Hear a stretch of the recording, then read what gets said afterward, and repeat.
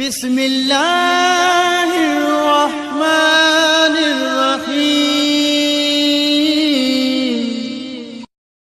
बिस्मिल्लाहिर्रहमानिर्रहीम। अल्हम्दुलिल्लाहि रब्बिल आलमीन वल आक़िबतु लिल मुत्तक़ीन। अस्सलातु वस्सलामु अला अशरफिल अंबिया वल मुरसलीन अबिल क़ासिम मुहम्मद व अला अहलि बैतिहि तय्यबीन अत्ताहिरीन अल मासूमीन व लअनतुल्लाहि अला अदाइहिम अजमईन। अम्मा बाद क़ाल अल्लाहु तबारक व तआला फ़ी मुहकमि किताबिहिल मतीन व हुवा अस्दक़ुल क़ाइलीन व क़ौलुहुल हक़। बिस्मिल्लाहिर्रहमानिर्रहीम। रब्बि ज़िदनी इल्मा। नाज़रीन किराम, सामीन मोहतरम, सलाम अलैकुम व रहमतुल्लाहि व बरकातुहू। नाज़रीन किराम, असां फ़ज़ीलत इल्म जे मौज़ू ते वीह निशस्त में तव्हां सां मुख़ातब आहियूं ऐं असांजी गुफ़्तगू आदाब ताल्लुम में जारी आहे। तालिब इल्म जे लाइ ज़रूरी आहे त तलब इल्म में हरीस हुजे। हालांकि इल्म खां हटी करे हिर्स सही कोन्हे ऐं उन जी हिर्स जी मज़मत आहे, लेकिन इल्म में हिर्स ज़रूरी आहे।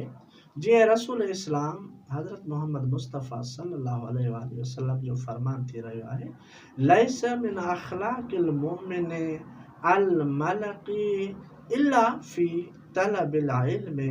मोमिन जे लाइ करणु सही मगर तालिब इल्म आहे, इल्म ते मज़मत कान्हे का।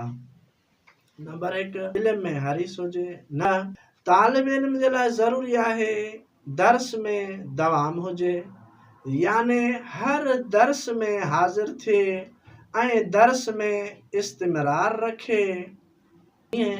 इमाम अली अलैहिस्सलातु वस्सलाम फरमाइन था, ला लिमन ला युदीम दर्स।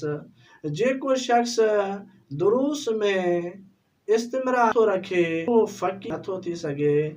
याने जंहिं शख्स खे फ़क़ीह थियणो आहे, आलिम थियणो आहे, इसमें हाज़िर थिए, हर दर्स में हाज़िर थिए। अॻिते इमाम जो फरमान जारी आहे, ला युहरज़ुल इल्मु इल्ला लिमन युतील दर्सहु। जेको शख्स कसरत सां दुरूस में हाज़िर थींदो, उन शख्स खे यकीनी इल्म हासिल थी वेंदो। अॻिते इमाम जो फरमान आहे, उतलुबुल इल्म तज़दुद इल्मा।